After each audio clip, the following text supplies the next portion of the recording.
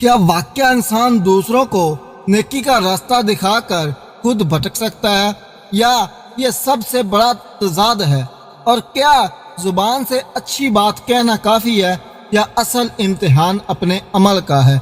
आज सूरत अल बकरा की इस अजीम आयत में अल्लाह ताला बनी इसराइल को और पूरी इंसानियत को एक ऐसा सख्त सबक देते हैं जो दिल को झंझोड़ कर रख देता है।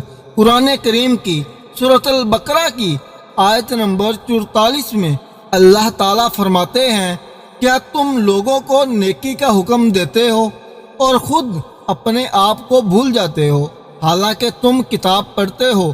तो क्या तुम अकल नहीं रखते? सुभान अल्लाह। ये आयत दिल पर एक सख्त दस्तक है।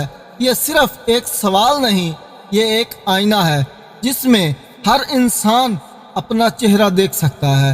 अल्लाह ताला हमें यह समझा रहे हैं कि इल्म तभी फ़ायदा देता है जब वो अमल में बदल जाए।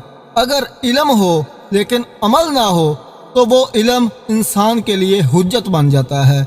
मेरे भाई, मेरी बहन, ये आयत हमें अंदर से झंझोड़ती है।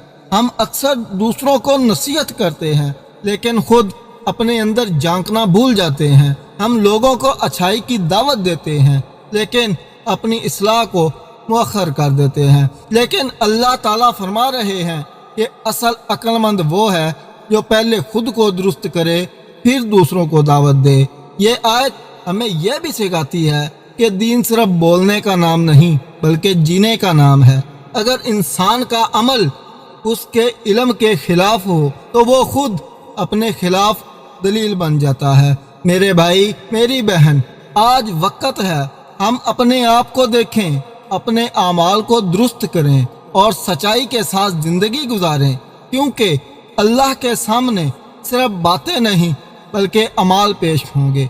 ए अल्लाह, हमें अपने इल्म पर अमल करने की तौफीक अता फरमा, हमें मुनाफिकत से बचा और हमें वो बना दे जो पहले खुद को संवारता है फिर दूसरों को नसीहत करता है। आमीन या रब्बुल आलमीन।